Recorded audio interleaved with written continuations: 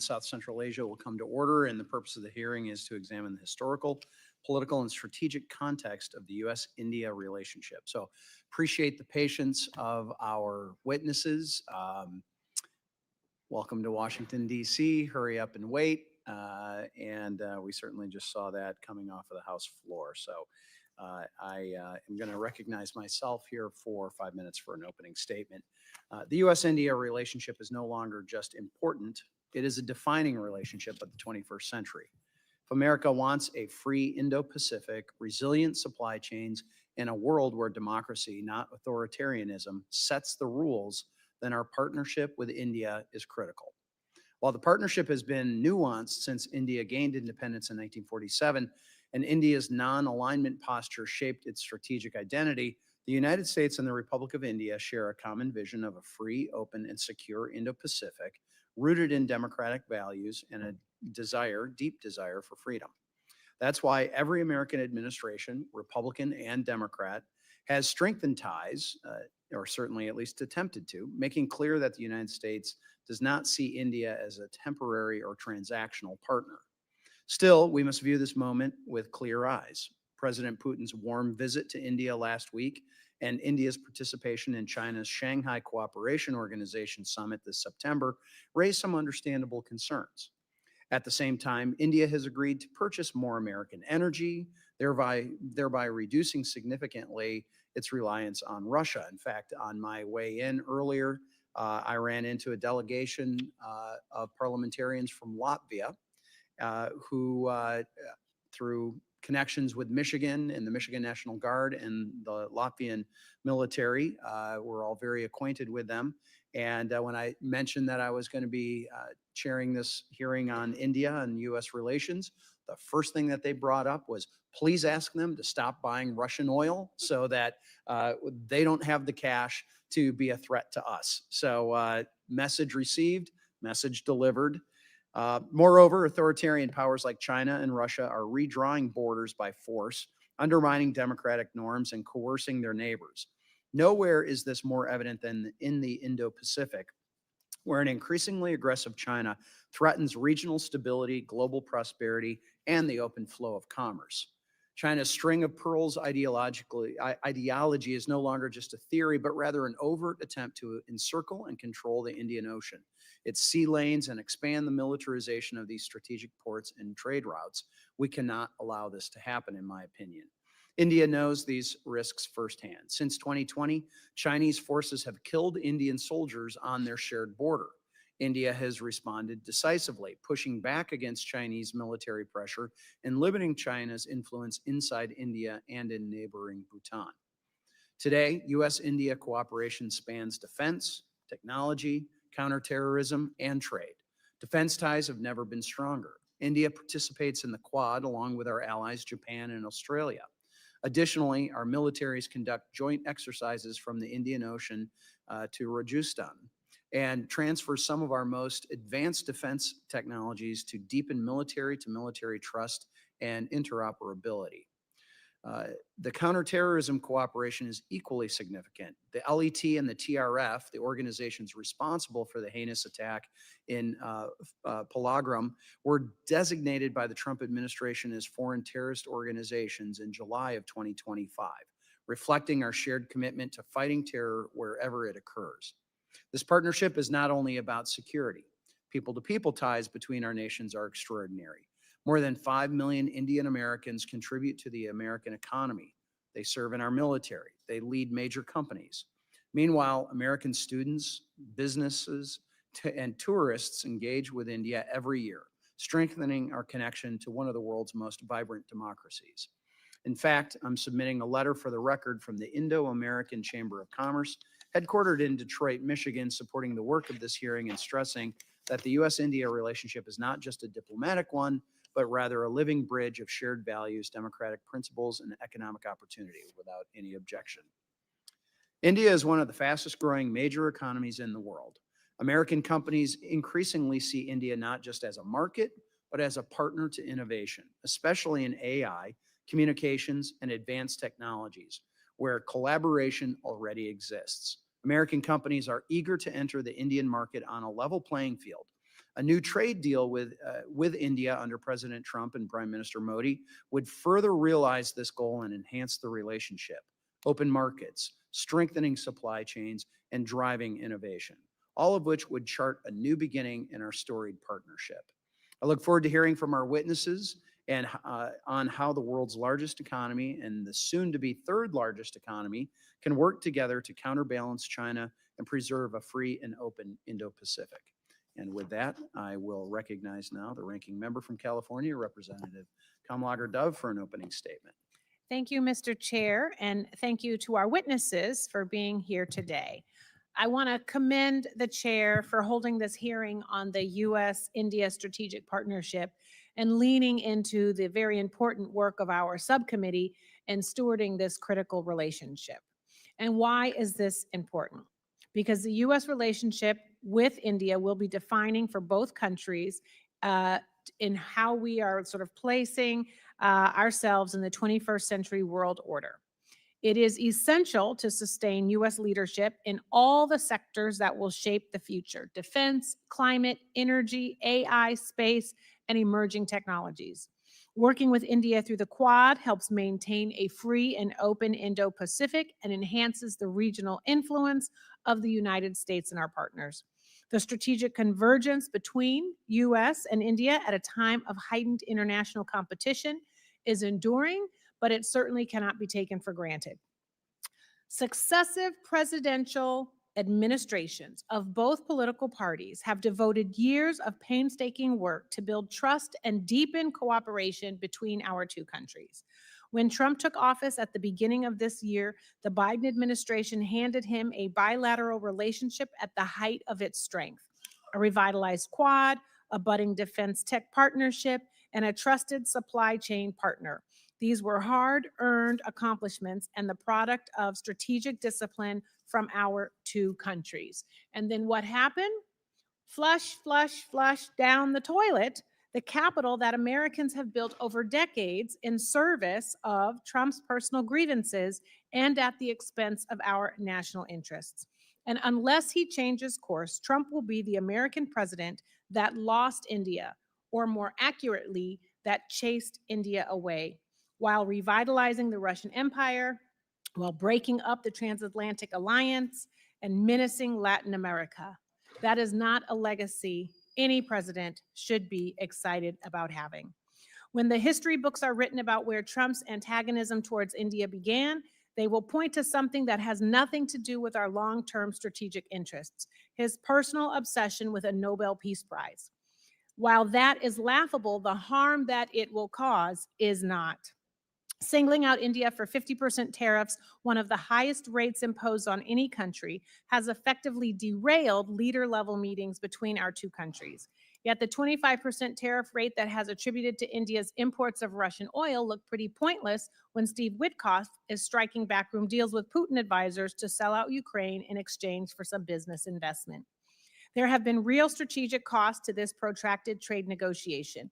The annual Quad Leaders Summit, one of the most important unity-projecting platforms for the U.S. and our Indo-Pacific partners, has been indefinitely postponed. This has sent a dangerous signal to our allies and the PRC about the U.S. withdrawal from our most pressing interests on the world stage. And beyond tariffs, Trump has also attacked the people-to-people ties between the U.S. and India. The $100,000 fee on H-1B visas, 70% of which are held by Indians, is a rebuke of the incredible contributions Indians have made to science, technology, medicine, and arts in the United States. Trump's policies towards India can only be described as cutting our nose to spite our face. And this is doing real and lasting damage to the strategic trust and mutual understanding between our two countries. Because let me be clear, being a coercive partner has a cost. And this poster is worth 1,000 words. You do not get a Nobel Peace Prize by driving U.S. strategic partners into the arms of our adversaries. We must move with incredible urgency to mitigate the damage that this administration has done to the U.S.-India partnership and return to the cooperation that is essential to U.S. prosperity, security, and global leadership. Congress understands the stake of this relationship on a bipartisan basis, and I thank the chair for providing the opportunity to get that on the record today. I look forward to a robust discussion, and I yield back. Gentlelady yields back. The chair reminds other members of the committee to that an opening statements that they may have may be submitted for the record. We're pleased to have a distinguished panel of witnesses before us today on this important topic. First, we have Mr. Jeff Smith, the Director of Asian Studies. The Director of Asian Studies Center at the Heritage Foundation. We have Mr. Dhruva Jaishankar, the Executive Director at Observer Research Foundation America. Thank you, sir. And Samir Lalwani. Samir Lalwani is the Advisor of Special Competitive Studies Project and Senior Fellow at the Indo-Pacific Program at the German Marshall Fund of the United States and the Research Affiliate at MIT Security Studies Program. I would hate to see your business card, sir. So at this point, I am going to give myself 5 minutes for my, we're going to be, sorry, I'm getting ahead of myself.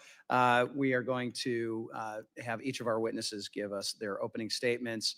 Certainly I understand the issues that are important here before us, and we're very appreciative of your time, especially as we had fairly significant delay while we were waiting for things to get resolved on the House floor. Your full statements will be made part of the record, and I'll ask you to keep your spoken remarks to 5 minutes or to allow us some time for member questions. So with that, I'm going to start with you, Mr. Smith. You are recognized for 5 minutes. Thank you, Mr. Chairman. Thank you to the ranking member for having me today. I have been a vocal advocate for the India-U.S. relationship for nearly 20 years. So it has been a bit difficult for me to see the two sides hit choppy waters this year. Let me start out by saying I think the strategic partnership has been an unmitigated success for the United States. And in fact, I think it has been a rare success in a sea of foreign policy mistakes since the turn of the century. This is one of the few bipartisan successes that I think we'll be able to point to in the history books. My written testimony explains India's growing importance geopolitically and to the United States in greater detail. I will just briefly relay some of the greatest hits. We are, of course, talking about the world's largest democracy. We are talking about now the most populous country in the world. We are talking about a country that has nuclear weapons, aircraft carriers, a space program, and nuclear submarines. So it is in many ways at the top of the geopolitical pecking order. It is the fastest growing large power. It is a top 5 economy and a top 5 military today. And very soon it will be a top 3 economy and top 3 military. In other words, very soon, China, India, and the US will be in a class of their own. And where India is positioned between China and the US matters a great deal. This has been a low-cost, high-benefit partnership for the United States, and the dividend from that investment has brought us material benefits. Now, over $30 billion in US arms sales to India, over $200 billion in annual trade, over $40 billion in Indian investments in the US, supporting over 420,000 jobs. India is now buying $15 billion worth of American energy, and that number is likely to go up to $25 billion in the near future. We are doing joint patrols in the South China Sea. We are training for mountain warfare in the Himalayas. We are tracking Chinese submarines together in the Indian Ocean. We are refueling each other's warships at sea, resupplying each other's militaries, and India has granted us access to strategically located military bases, which is of utility to the United States. I want to talk briefly about what happened this year.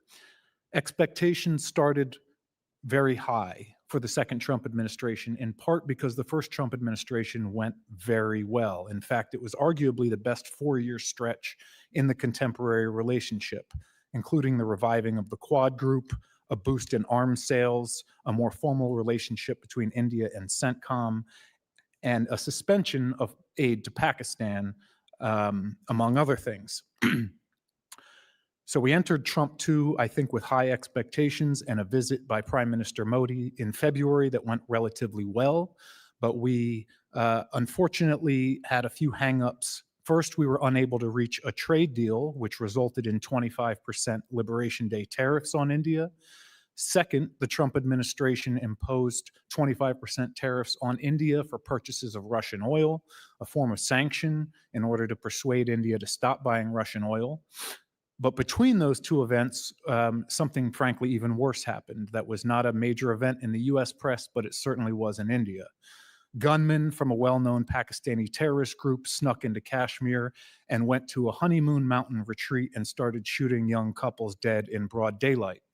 That prompted a response from India, including strikes on terrorist training camps and an eventual exchange between the Indian and Pakistani militaries to include missiles, artillery, and drones.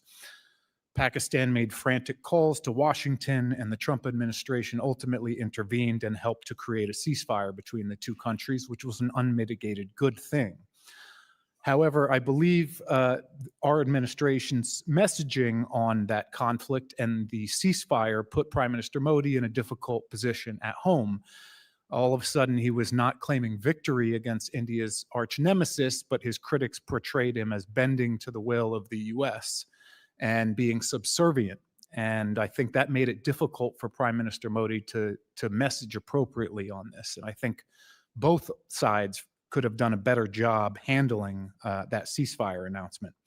I have a lot more to say on the China-India relationship, on the India-Russia relationship, but I would just say it would be strategic malpractice of the highest order to discard the quarter-century dividend of trust and partnership we have built with India, and I'm confident we can get the relationship back on a positive footing moving forward. Thank you. Thank you, Mr. Smith. I now recognize Mr. Jaishankar for an opening statement. You're recognized for 5 minutes. Thank you. Chairman Huizenga, Ranking Member Kamala Gurdov, and members of the subcommittee, I'm grateful for the invitation to appear before you today.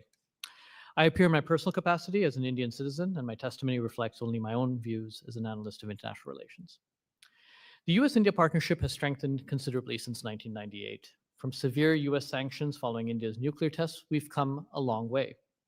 Congress was instrumental in enabling the lifting of those sanctions under Bill Clinton and in passing legislation in 2006 to enable civilian nuclear commerce with India under George W. Bush. Congress has also supported the major defense partnership under President Obama and the resurrection of the Quad under Presidents Trump and Biden. In India, 3 successive prime ministers over the past 27 years have invested in a closer partnership with the United States. Today, that strategic partnership is very significant. The two countries have signed a series of agreements on military logistics, supply, and information sharing. All 3 military services have done military exercises this year. US sales of defense equipment to India have also grown, and India now operates 10 major US defense platforms. So why have 5 US presidents and 3 Indian prime ministers invested in this relationship over 27 years? The first major impetus for better relations has been economic opportunities for both countries. The figure of $212 billion in goods and services trade arguably understates the importance of the economic relationship for both countries. Taken together, Indian investors, importers, entrepreneurs, students, AI researchers, doctors, and tourists contribute conservatively over $200 billion to the US economy and are responsible for at least 830,000 American jobs in every one of the 50 states and territories. The second rationale for closer ties has been strategic, related to China's rise and assertiveness in the Indo-Pacific. In recent years, China has expanded and modernized its nuclear arsenal, undertaken one of the largest naval buildups in its history, and unveiled new unmanned and cyber systems.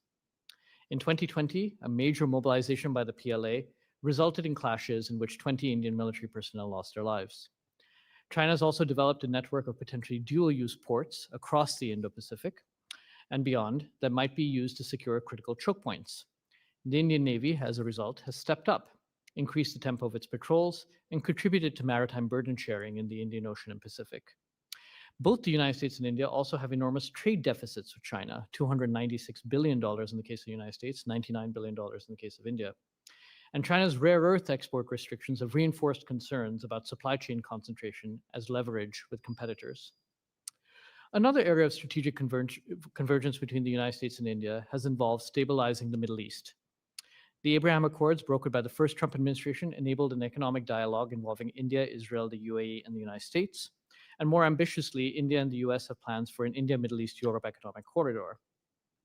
However, this considerable progress in consolidating the relationship is now at a political standstill. The biggest obstacle concerns tariffs.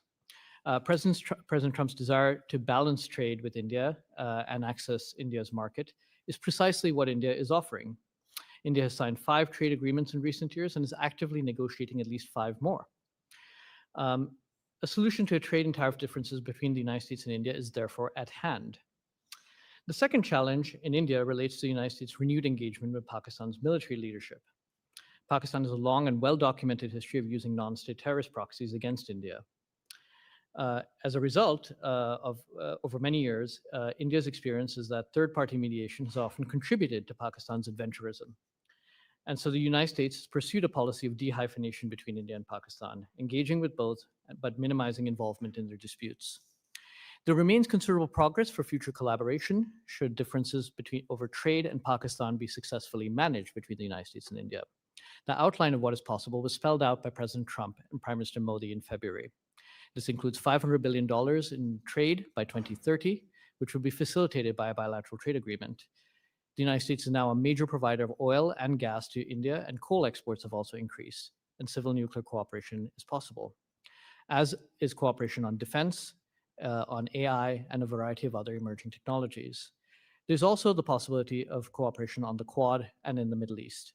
The written testimony that I've submitted contains significantly more detail concerning the value of the US-India commercial partnership, India's challenges with China and Pakistan, the ongoing trade negotiations, the India-Russia relationship, and the considerable potential for US-India collaboration on trade, defense, technology, and energy. Thank you, and I look forward to your questions. Thank you, Mr. Jaishankar. Now recognize Mr. Lalwani for an opening statement. You're recognized for 5 minutes. Chairman Huizenga, Ranking Member Kamlagar Dove, and distinguished members of the subcommittee, thank you for the opportunity to testify on the U.S.-India strategic partnership and its importance to a free and open Indo-Pacific. I'll focus on first principles, U.S. strategic objectives, recent progress, challenges, and some recommendations if I can get to them. For more than 25 years, there's been a strong bipartisan consensus that India is essential to U.S. strategy in the Indo-Pacific for 3 simple reasons.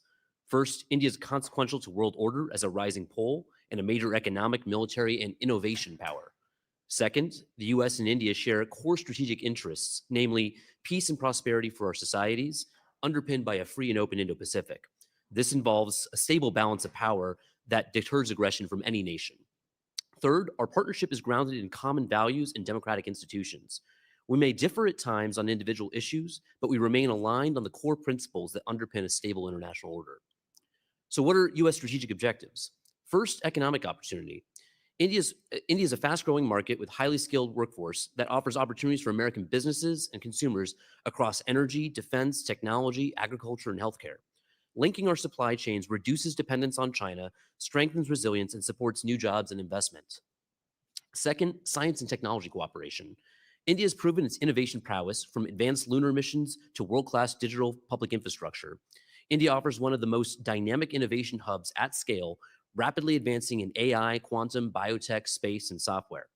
It produces enormous STEM talent and hosts nearly 1,500 global engineering centers. Partnering with India helps the United States sustain its own long-term technological leadership and win the strategic tech competition with China. Third, defense cooperation, which plays a critical role in balancing China's military power. Joint US-India military exercises, intelligence cooperation, and logistics agreements, and defense co-development enhance deterrence in the Indo-Pacific.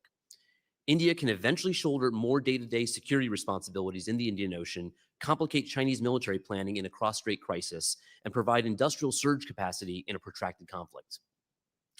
Over the past decade, in recent years, we witnessed significant progress in our relationship. First, new strategic frameworks, such as the Trust Initiative, transforming the relationship utilizing strategic technology, and a new 10-year framework for the Major Defense Partnership, which are driving defense and economic cooperation, as well as joint progress in space, defense, cyber, autonomy. Initiatives like INDUSX in Asia have helped network startups, R&D, capital, and primes to build defense capabilities for both countries. Second, our militaries are training together at an unprecedented pace, scope, and sophistication.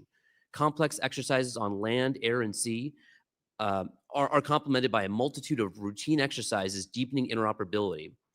India is also working more closely with U.S. allies and contributing to standing maritime security missions in the Indian Ocean. Third, defense industrial cooperation is accelerating. We're advancing more co-development and co-production of systems such as drones, sonobuoys, jet engine components, satellites, and semiconductors. Indian deep tech companies are also expanding into the United States, bringing jobs and innovation to our shores. Now, every relationship has its challenges, but some run deeper than others. On the India-China relationship, fears of a recent diplomatic thaw, I think, are overstated. Border disputes, strategic rivalry, and Beijing's coercive economic behavior will ensure that relationship stays adversarial. India's legacy dependence on Russia for defense equipment and energy is real, but also steadily shrinking. Russia, unlike the United States, plays little role in India's technologies of the future, like AI, quantum, and biotech. Recent trade frictions with the United States and tariff escalations have catalyzed some concerns in India and risk eroding some trust. While a major trade agreement can unlock significant gains, we still need to rebuild that confidence in U.S. reliability. But perhaps the biggest challenge we face right now is a say-do gap. Implementation has not always matched ambition. Slow progress on major initiatives, such as jet engine co-production agreement, can dilute strategic benefits and weaken deterrence. Closing this gap requires investment of sustained resources, focus, and leadership. So to strengthen the partnership, I offer several recommendations. First, increase funding for U.S.-India defense innovation, including INDUS-X, joint challenges, joint accelerators, and field testing integrated into joint exercises. Second, create a joint investment fund to support deep tech partnerships modeled on successful prior U.S. co-investment platforms. Third, increase funding and authorities within the Departments of State and perhaps Commerce to support the trust technology agenda, bilateral innovation centers, STEM exchanges, and visitor programs, and IMET. Fourth, streamline export control processes and timelines for India using approaches similar to recent AUKUS legislation. With enhanced commitment and sustained focus and oversight, we can ensure this partnership reaches its full potential. Thank you. Thank you very much. I now recognize myself for 5 minutes of questioning. The United States and India share a vital interest in ensuring that the Indo-Pacific remains free and open.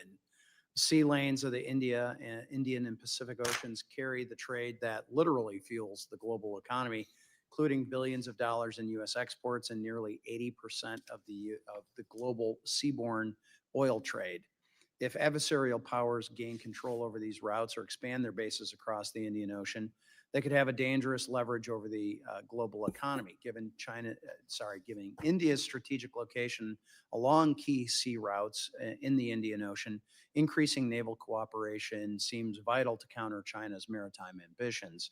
I'm going to start with you, Mr. Smith, and kind of work down the line here. What concrete actions should Congress take to improve U.S.-India maritime cooperation specifically and intelligence gathering to bolster deterrence in the Indo-Pacific? I think you had mentioned doing joint monitoring and some other things that are going on, and just please elaborate on that. Yeah, there's already a good deal of cooperation underway, particularly intelligence sharing around the subject of maritime domain awareness that has improved significantly in recent years. I frankly think there's always room for even more improvement. Chinese submarines had not been present in the Indian Ocean until the last decade. Around 2013 and 2014, they started doing routine patrols, couching them as anti-piracy missions, although most of us know you don't need a nuclear submarine to counter pirates off the Somali coast. That understandably has India very concerned. China also has, as you mentioned, these string of pearls bases around the Indian Ocean, including in its close strategic partner, Pakistan. That presence has India feeling increasingly encircled, right? So they have the border dispute issue, but there's also a maritime component to the rivalry, and that has been heating up considerably. You have the U.S. with a base in Diego Garcia, which has been under question as of late. I think it's important that the U.S. maintain access to Diego Garcia. But on the other side of the Indian Ocean, you have an Indian naval base at the mouth of the Strait of Malacca at the Andaman and Nicobar Islands. And frankly, this is an extremely valuable asset for any country, certainly for India. I would like to see even more U.S. and Indian cooperation around that location because it allows both of us to monitor the traffic coming in and out of the Indian Ocean from the Western Pacific. Okay, Mr. Jaishankar. Thank you. Jeff has actually covered many of the main issues. China established its first overseas military base in Djibouti to the west of India. And so, as he suggested, India is now confronting the idea of a militarization of the broader area to its north, west, south, and east. The Indian Navy has, since 2017, increased the tempo of its patrols in the Indian Ocean. It conducts regular piracy operations, humanitarian assistance, and disaster relief. It has also taken a bigger role in the Western Pacific as well. This year alone, the Indian Navy did exercises with Korea, South Korea, and Australia, visited Papua New Guinea and Fiji, and did exercises off of Guam as well. So there's a lot more that can be done, particularly in the underwater, in the undersea domain. That's been a particularly sensitive issue for the U.S. Navy, but that remains an area where there can be much more cooperation. Okay, sorry, my time's going quickly. Mr. Lalwani, I'm going to have you answer my next question. We just this week, the United States and India hosted the 21st meeting of the Joint Working Group on Counterterrorism, where they discussed emerging threats, terror recruitment and financing, a number of those things. What specific counterterrorism initiatives between our two countries are proving most effective, and how can the United States strengthen our ties with India to achieve meaningful outcomes that degrade radical Islamic terrorism? Well, thanks for the question. I think there's a number of things we're doing already that are effective. We have a lot of collaboration in law enforcement, intelligence sharing. I think that's sort of historic and been going back since the Mumbai attacks in 2008. We've been collaborating a lot on counterterror financing at the Financial Action Task Force. We have actually a standing mission at the Combined Maritime Force that's doing a lot of interdiction of illicit trafficking, shipping, arms, drugs, and financing, all that sort of finance terrorism.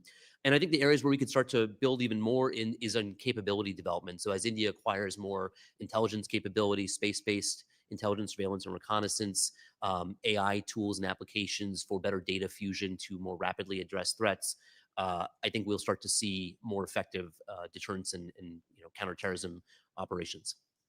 And everybody has been spectacularly on time. We haven't gone over a moment until just now. So with that, I will recognize the ranking member for 5 minutes. Thank you, Mr. Chair, and thank you to our witnesses. You know, it is rare to have this relative bipartisan agreement on an issue, so I want to capitalize on it for a moment. I will ask each of you the same questions. It's no gotcha, I promise, but it really is a simple yes or no, and I'll start with you, Mr. Smith, and then we'll go to Mr. Jaishankar, and then we'll go to Mr. Lalwani. So, Mr. Smith, would you say that our partnership with India is critical to countering China's malign influence? Yes or no? Yes. Okay, thank you. Mr. Jaishankar? Yes. Yay. And so, would you say that India's role in the Quad enhances our ability to promote a free and open Indo-Pacific? Mr. Smith, I'll start. Absolutely, yes. Yes. Yes. Okay, perfect. Last question. Would you each say that a strong U.S.-India partnership makes it easier to maintain deterrence in the Indo-Pacific? Mr. Smith? Yes. Yes. Yes. Okay, it is fantastic and wonderful to hear that we are all on the same page. And I would have said yes to each of those questions as well. So now I want to walk us through the 50% tariffs that are currently holding the U.S.-India relationship hostage. And Mr. Jaishankar, I will ask you these next few questions. Did the U.S. and India begin negotiations on a trade deal before or after Trump announced in April that he was going to subject India to the 25% Liberation Day tariffs?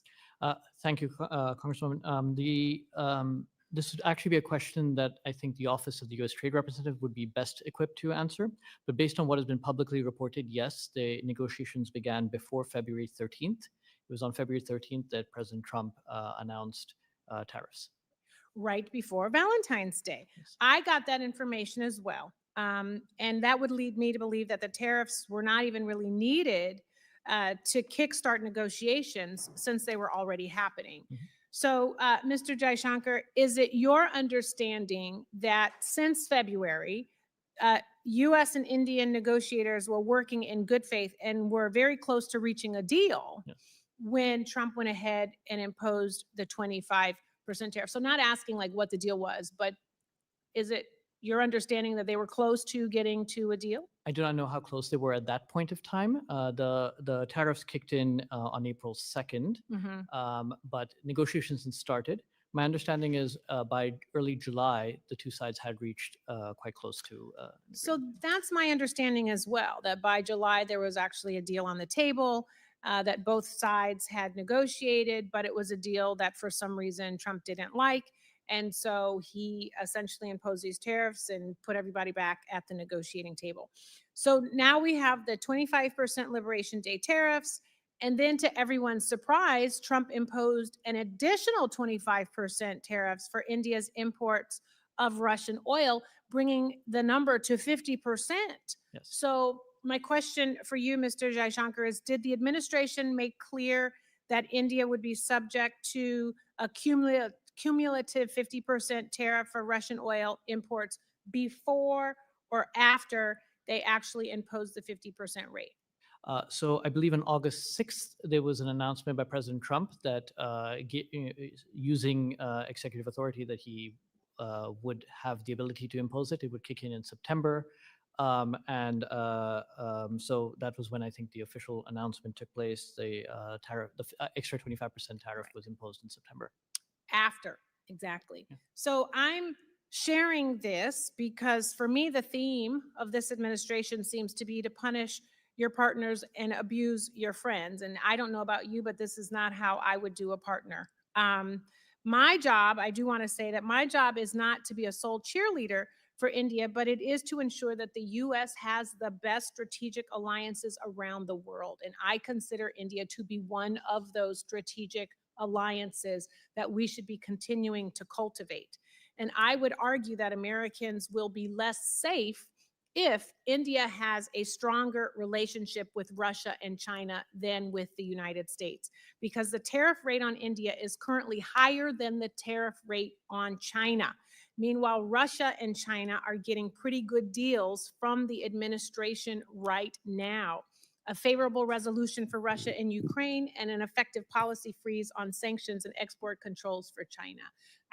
I just think we should be, Mr. Chair, rethinking how we treat our partner, how we treat our partnership with India. And with that, I yield back. The ranking member yields back. I now recognize myself for 5 minutes. Thank you to our distinguished witnesses for being here today. Over the last several decades, America and India have developed strong defense, economic, and technological partnerships. As we meet today to discuss the Indo-Pacific region, I look forward to hearing how the U.S. can continue to strategically partner with India. Mr. Smith, in your written testimony, you note the important partnership between the U.S. and India in countering China's influence. You stated, of all China's neighbors, India has offered the stiffest resistance to China's more aggressive foreign policy under General Secretary Xi Jinping. What steps can the U.S. take to maintain and strengthen our strategic security partnerships with India to counter China? Yes, sir. Thank you for the question. And I just want to underscore again the point I made in my written testimony, which is that India indeed has shown the stiffest resistance. It has engaged in, it has stopped Chinese coercion at their border. Unlike us, it was able to ban TikTok essentially overnight when it saw an espionage and influence operation problem with TikTok. In fact, it banned dozens of Chinese apps when they became problematic. And it has put up fierce restrictions on Chinese investments in India that could pose security risks. So I just want to underscore again that India has been much tougher than many of its other neighbors that have been bullied and coerced by China in offering some resistance. I think there are a number of things that we can do to continue to strengthen the India-U.S. partnership. I think developing the Quad, continuing to develop that, and even potentially to expand the Quad to allow for observer nations to join in Quad military exercises would be a way to broaden that coalition. There are always more things that the United States and India can do together in a bilateral way. There are several weapons platforms that could be useful to India in deterring Chinese aggression at the border and in the Indian Ocean that the United States should be prepared and willing to sell to India. And there are a number of intelligence sharing arrangements that I think we could put in place that would help India to monitor Chinese movements along the disputed border, for example, or Chinese submarines in the Indian Ocean. But I think we also need to do a firmer job supporting India diplomatically when it faces coercion from China and showing it that it has a trusted partner and friend in the United States. Good, thank you. Mr. Jaishankar, continuing on this subject, what strategic role does coercion in the Indo-Pacific? Under the Biden administration, the Quad was resurrected under the first Trump administration, primarily as a coordination mechanism. Under the Biden administration, it became elevated to a leadership level meeting, and a number of working groups were established to work in a very large number of areas. I would say a signature achievement was the creation of an Indo-Pacific Maritime Domain Awareness Initiative. Under the Trump administration, there's been a paring down of the Quad on a few key areas, which is really maritime security, economic security, technological security, and humanitarian assistance. And these are all areas where the Quad could be doing a lot more. In fact, this year, in a small way, the Quad continued to do a lot of that work. However, a Quad leadership summit has been repeatedly postponed. India is expected to host the next one. I think breaking the impasse in US-India relations would help in getting to that summit and achieving more through the Quad. Thank you. Mr. Lalwani, you highlighted in your testimony the important role of economic partnerships between the United States and India. How can continuing to deepen America's economic ties with India counter China's economic coercion?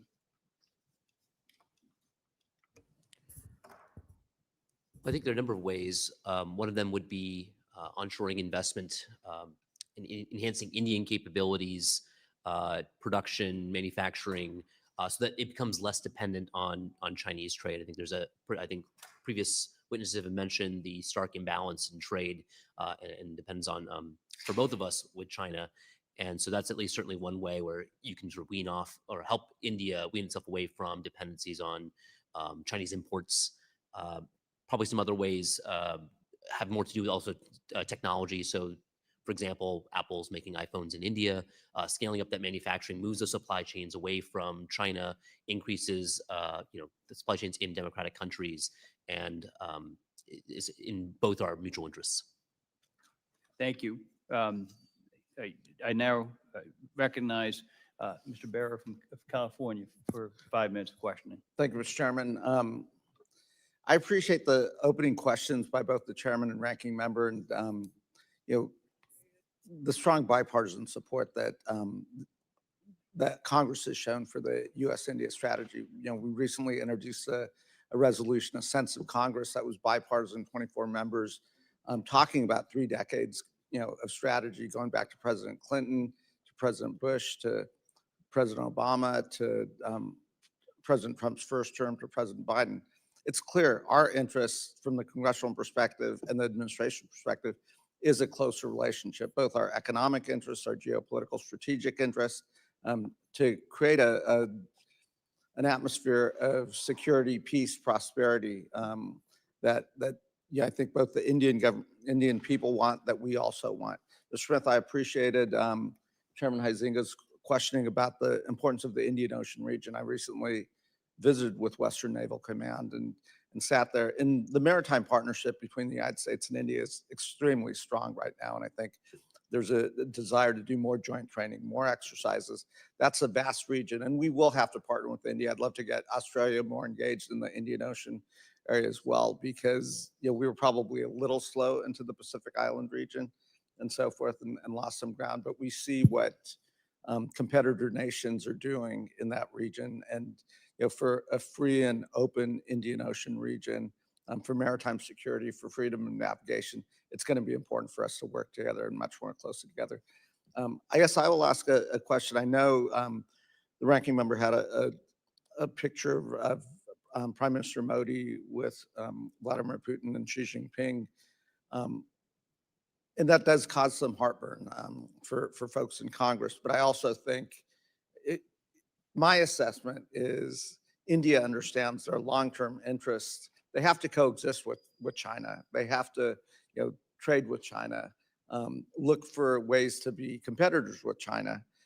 But my assessment, having been in India recently, is they also understand a lot of their long-term interests lie with, the West, a lot with the United States, with Europe, others. They're welcoming U.S. multinational companies investing, and there's some synergy there. I guess I'd start with you, Mr. Lalwani. You say that isn't accurate, Absolutely. Mr. Jaishankar, Yes. Mr. Smith. Yes. Right. I also, some of the recent announcements, the $100,000 tariff on the H-1Bs, was announced when we were landing in India. So spent a lot of time trying to do some damage control there. My perspective is this fee hurts American companies, disadvantages our companies. I'm glad that I've heard the president at times say, hey, wait a minute, we need this talent. We need these relationships. We need to work with like-valued allies or I wouldn't say like-valued partners to solve these big challenges, whether that's AI, whether that's biohealth security, whether that's creating redundant supply chains. So I'm glad to see the president starting to put out those comments. And I hope we can work together in Congress to come up with a visa that allows Indian scientists to travel back and forth to the United States, as well as U.S. Scientists and engineers to move back and forth to India. And that's something that we've had conversations about, to create a visa category or corridors where we can freely move back and forth. These are not folks that are threats to overstay their visas. In fact, the dynamism of young Indian talent that's come here to get educated, many of them are not going back to India because you see dynamic markets in India where there's tremendous growth in the domestic economy there, that they can do proof of concept with their ideas. They can scale up in India and then bring those ideas back to the United States. So I would hope we see more of this cross collaboration. I guess the last question I would have is, or it's probably a statement. Yes, we do have some concerns about India's closeness with Russia, but just based on historic norms, that's to be expected. What I would like to encourage India to do is, the president sincerely does want to find a cessation to the conflict in Ukraine. India can play a unique role given their lines of communication with the Russians, given their ability to understand the Russians, to bring them to the table. I would think the president would look at that very favorably. I think this is a time for India that wants to take a bigger role on the global stage to, step up to the stage and use your father's a very seasoned diplomat who I've gotten to know. So I think he's very capable of doing this. And then when this conflict ends, we are going to have to work together to figure out, how do we bring Russia back into the fold? What does that look like? So I think India can play a big role there. Thank you. I yield back. Gentleman's time has expired. With that, the gentleman from India, Shreve, is recognized for 5 minutes. Thank you, Mr. Chairman. Appreciate this opportunity to offer a statement and to ask a question of our witnesses. As some of my colleagues have noted this afternoon, America's dependence on China for our essential supply chains is an ever clearer vulnerability.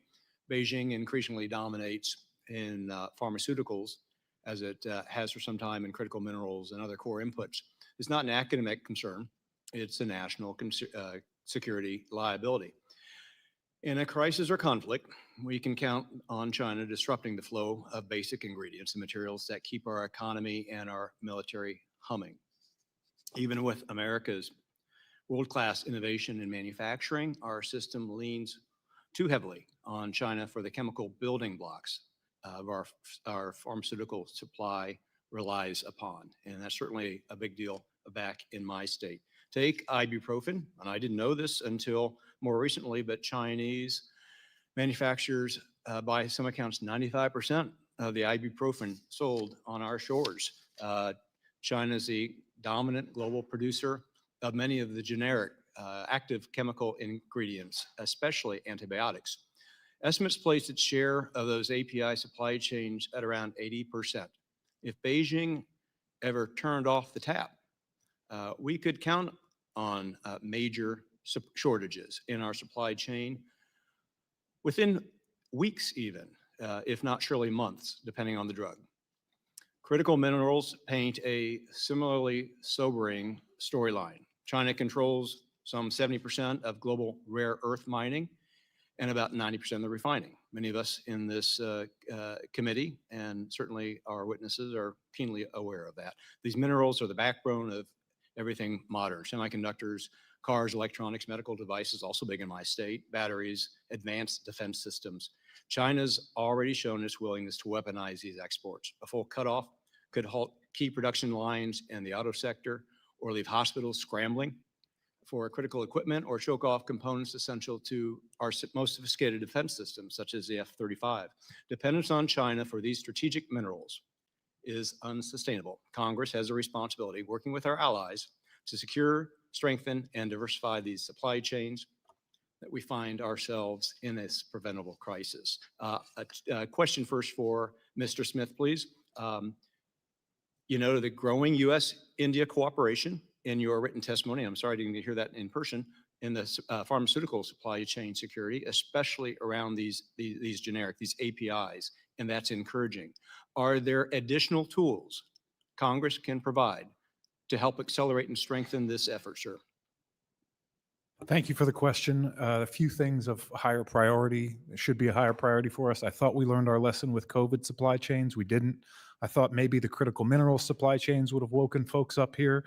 In terms of APIs, first we need a clear mapping of APIs and where they're coming from. We need to be able to separate the China-dominated inputs from those we're realistically getting from elsewhere.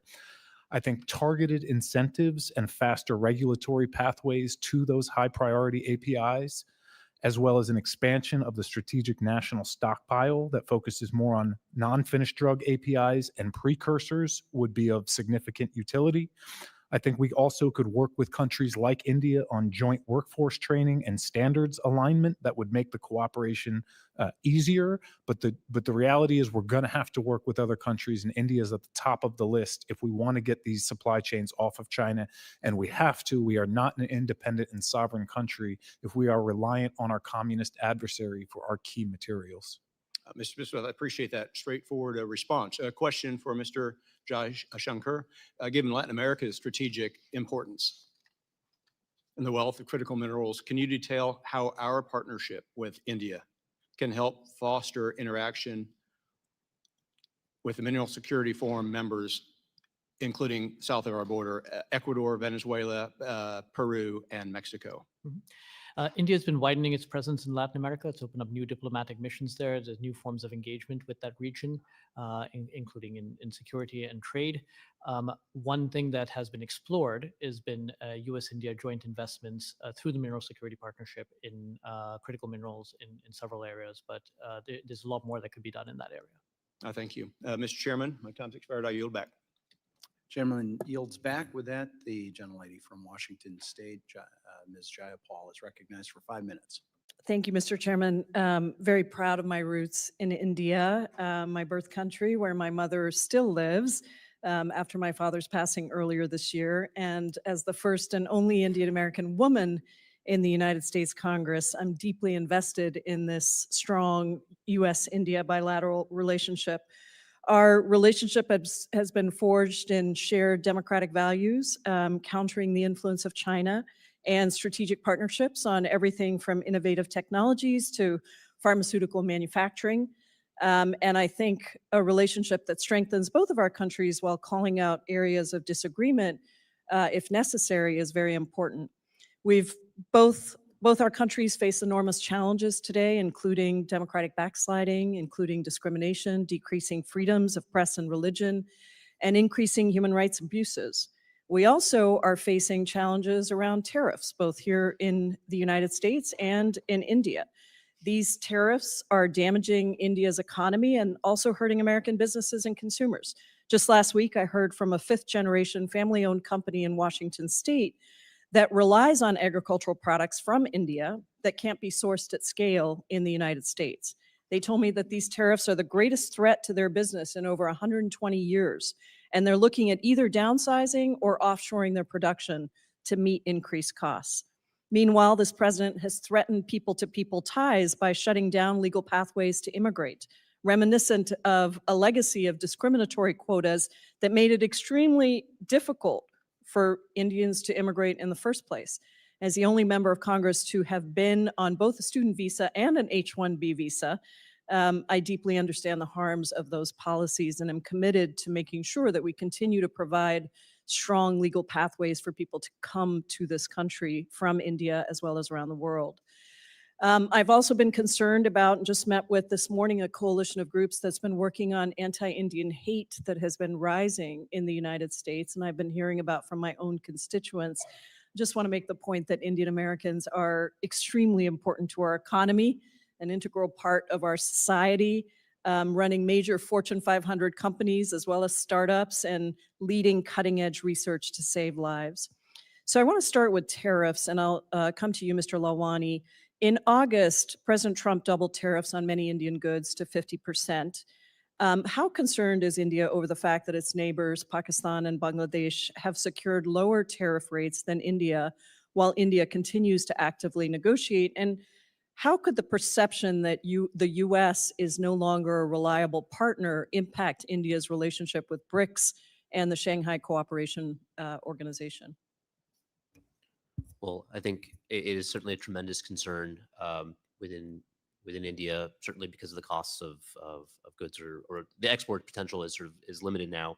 And in terms of the relationship with the SCO and the BRICS, I mean, I think it can push India closer to those countries. We saw some evidence of that, and the president took note of it, I think, in September.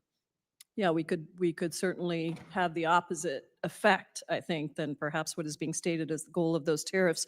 Under the Trump administration, as I mentioned, we've also seen a wholesale attack on legal immigration and immigrants, in particular on student and H-1B visas. Mr. Lalwani, between the attacks on legal immigration and the anti-Indian rhetoric that's coming from individuals in the administration, what do you see as the effect on the U.S.-India relationship and the people-to ties that build our goodwill and connection? I think I would worry a little bit about the deterrence of students, scientists, and Indian businesses, technologists that we have counted on for our own technological prowess going forward if there's hostility towards them.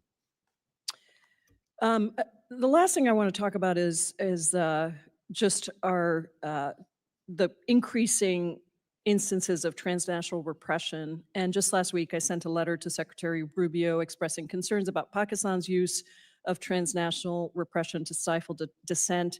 I do need to call it out in the case of India as well.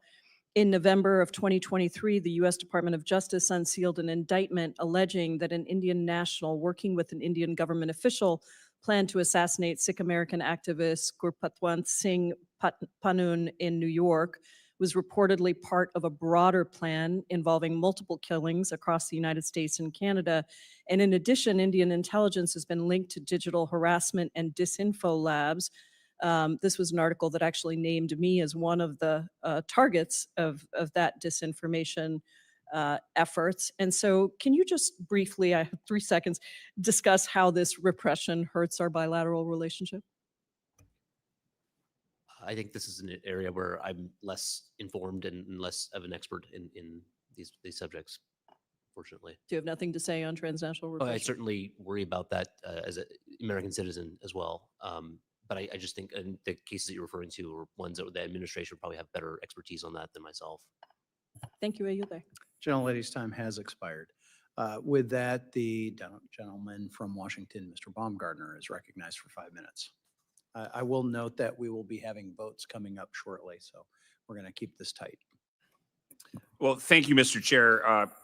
Frankly, I believe this is one of the most important committee hearings of this Congress. The future, if we're going to have a successful next 50 years in a ever-evolving and very complex and dangerous international arena, the U.S.-Indian relationship is going to have to be a foundation of peace, stability, and opportunity for the world. We all know the commonalities between our two countries: democracy, multi-ethnic, When our countries are at their best, the world is at its best. I had a wonderful opportunity to visit India this summer. I was very grateful, learned a lot, and shortly thereafter, I was one of the first members of the House to visit China for the first time since 2019, and learned a lot on both trips. Appreciate both trips greatly.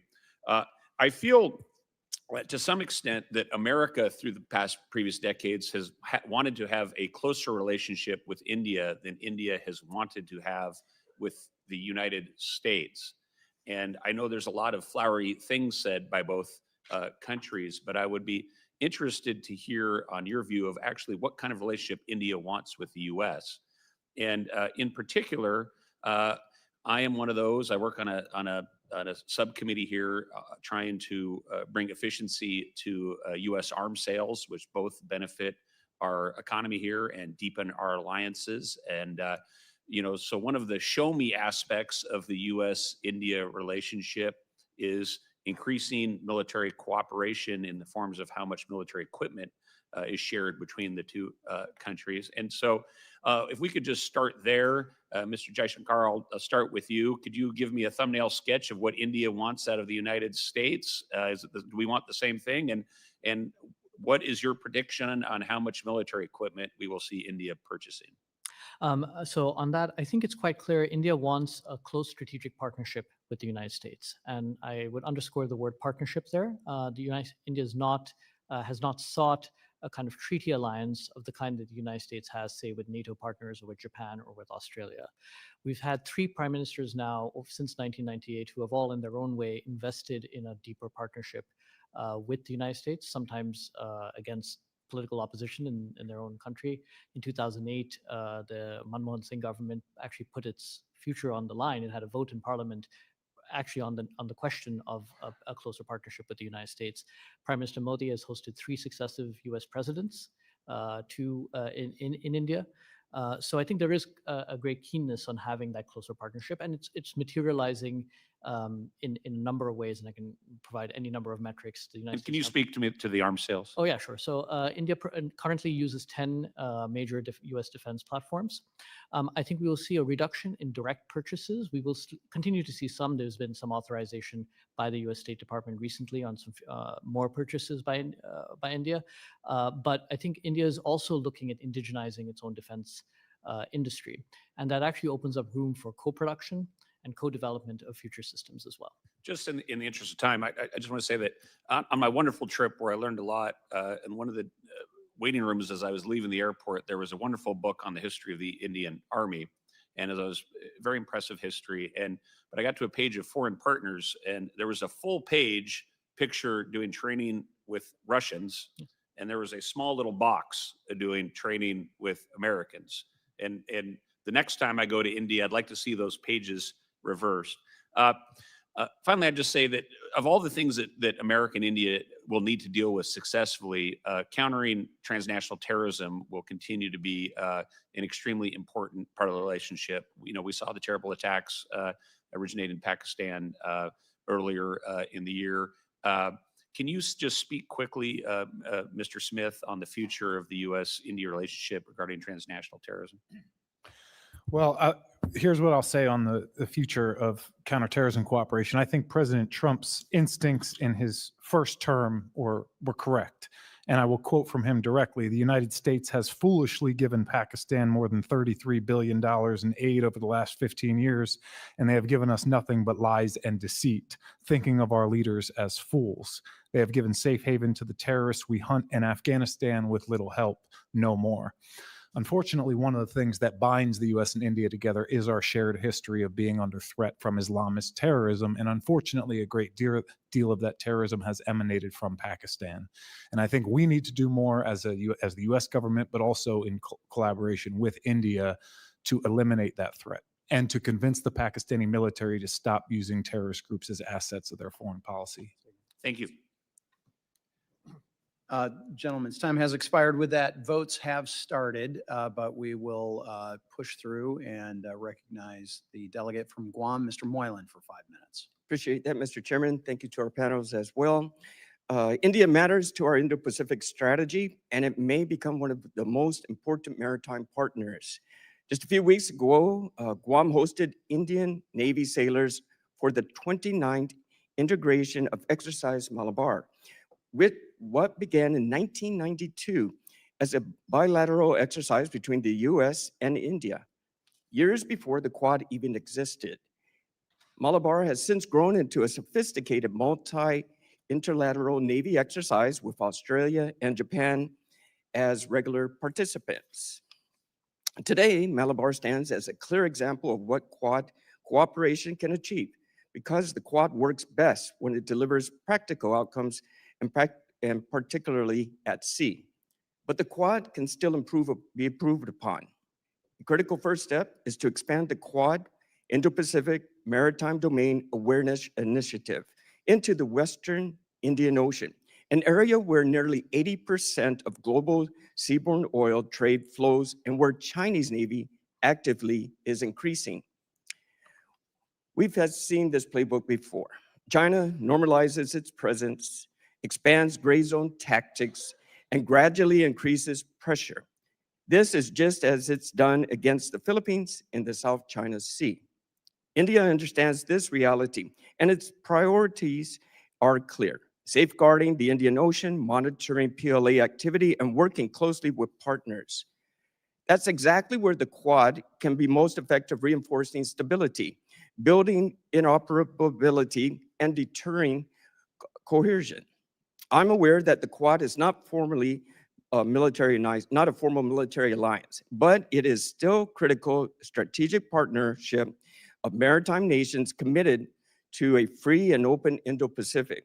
It's time we invest in ensuring that Quad can meet our shared challenges. So, Mr. Smith, India's maritime strategy under Prime Minister Modi is increasingly focused on China's presence in the Indian Ocean. Will this strategy drive a shift in Quad maritime cooperation, or will India continue to limit the Quad's role to exercise and dialogue? It's a very good question. I think there actually has been more of a shift toward a maritime focus for the Quad in some ways since we revived the Malabar quadrilateral naval exercises. Technically, they are not a part of the Quad itself, but they are the same four countries exercising together and sharing information. And so I think, if anything, the Indian government has been leaning more firmly into both security cooperation at a quadrilateral level and also at a bilateral level. There was a period not long ago where India was reluctant to specifically name China as its top threat, or to publicly admit that it was concerned about Chinese submarines operating in the Indian Ocean.